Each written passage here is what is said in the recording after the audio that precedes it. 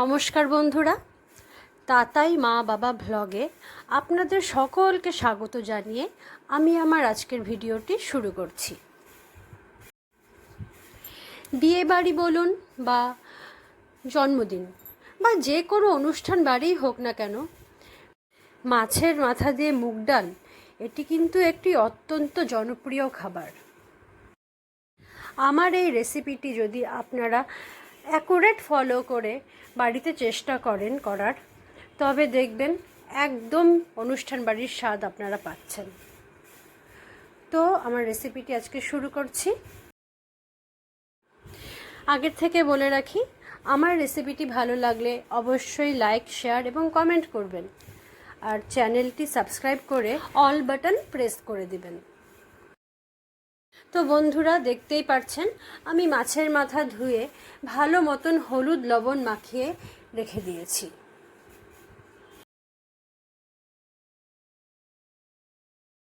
এখন আমি গ্যাসে কড়াই বসিয়ে দিয়েছি। কড়াই যখন গরম হয়ে গেছে তখন আমি এর মধ্যে দিয়ে দিয়েছি সর্ষে তেল।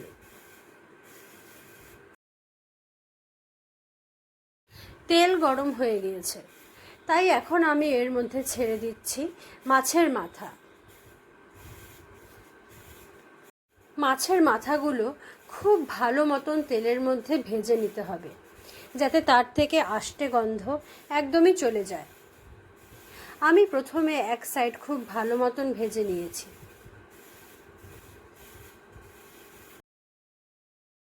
তারপর মাথাটা উল্টে দিয়ে আমি উল্টো পাশটিও ভালো মতন ভেজে নিয়েছি। একইভাবে আমি সব মাথাগুলো ভেজে নিয়েছি আর একটি পাত্রে তুলে রেখেছি। মাছ ছাড়া বাঙালিরা এক বেলাও খাওয়ার কথা ভাবতে পারে না। আর শুধু মাছই কেন, মাছের ডিম বলুন বা মাথা, সবই তো আমাদের প্রিয়। তা যাই হোক, মূল বিষয়ে ফিরে আসছি। আমি এখন মুগ ডালকে ভালো মতন ভেজে নিয়েছি আর জল দিয়ে ধুয়ে নিয়েছি। ধুয়ে নেওয়ার পরে আমি প্রেসার কুকারে জল দিয়ে মুগ ডাল বসিয়ে দিয়েছি। সাথে দিয়ে দিচ্ছি 3টে লঙ্কা। লঙ্কার পরিমাণ আপনারা আপনাদের পছন্দ মতন দেবেন। আর দিয়ে দিয়েছি আমি পরিমাণ মতো নুন। তারপর আমি প্রেসার কুকারের ঢাকনা লাগিয়ে সিটি মেরে নিয়েছি। সেই ফাঁকে আমি মিক্সিতে নিয়ে নিয়েছি কয়েক কোয়া রসুন আর আদা। রসুন আদা আমি ভালো মতন পিষে নিয়েছি। এখন আমি কড়াইয়ের মধ্যে আরও কিছুটা সর্ষের তেল দিয়ে গরম করে তার মধ্যে দিয়ে দিচ্ছি ফোড়ন। ফোড়নের জন্য আমি ব্যবহার করেছি 2টো শুকনো লঙ্কা, তেজপাতা আর গোটা জিরে। ফোড়ন যখন খুব ভালো মতন কালচে হয়ে গিয়েছে আর খুব সুন্দর একটা গন্ধ ছেড়েছে, তখন আমি এর মধ্যে ছেড়ে দিয়েছি আদা আর রসুনের বাটা মশলা। এখন আমি আদা রসুন বাটা খুব ভালো মতন লো ফ্লেমে ভেজে নিচ্ছি, যাতে এর থেকে কাঁচা গন্ধ একদম চলে যায়।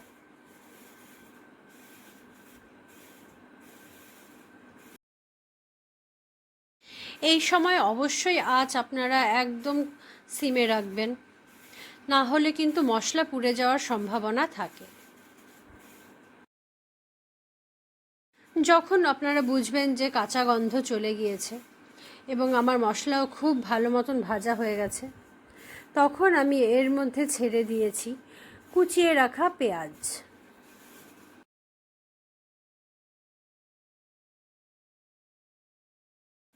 পেঁয়াজগুলো দেওয়ার পরে আমি খুব ভালো মতন নেড়ে নেড়ে আদা রসুনের সাথে পেঁয়াজগুলোকে মিশিয়ে নিচ্ছি এবং ভাজা ভাজা করে নিচ্ছি।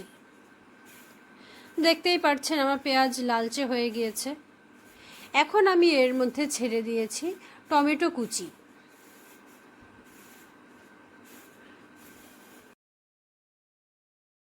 টমেটো কুচি বললে ভুলই হবে, আমি টুকরো করা টমেটোই ছেড়েছি।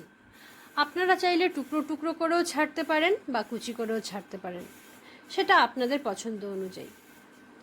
তারপর আমি এর মধ্যে দিয়ে দিয়েছি ধনে গুঁড়ো এবং হলুদ গুঁড়ো,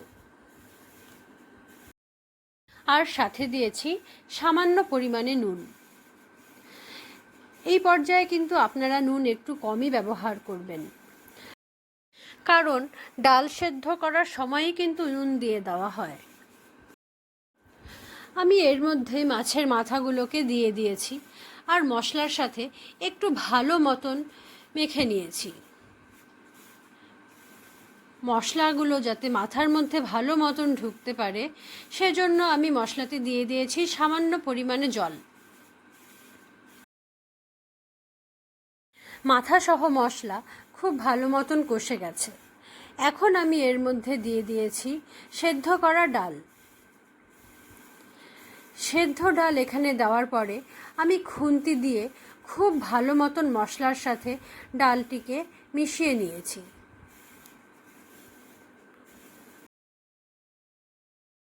ডাল যখন ফুটে গেল তখন আমি এর মধ্যে দিয়ে দিয়েছি গরম মশলার গুঁড়ো এবং হাফ চামচ ঘি।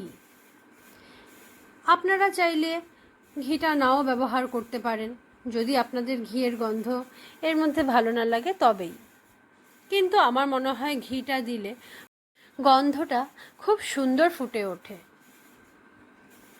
আমি ঘি গরম মশলা দিয়ে ডালের সাথে খুব ভালো মতন মাখিয়ে নিয়েছি এবং গ্যাসের আঁচ বন্ধ করে দিয়েছি। কিছু সময় ঢাকা দিয়ে রাখার পর আমি ঢাকনা খুলে একটি পাত্রের মধ্যে ডাল ঢেলে রেখেছি। দেখতেই পাচ্ছেন আমার মাছের মাথা দিয়ে মুগ ডাল একদম রেডি। এটা দেখতে যতটাই ভালো হয়েছে, খেতে হয়েছে ততটাই অসাধারণ। আর গন্ধের কথা তো আমি আপনাদেরকে বলে বোঝাতে পারবো না, সেটা আপনারা তখনই বুঝবেন যখন নিজেরা বাড়িতে রান্না করে দেখবেন।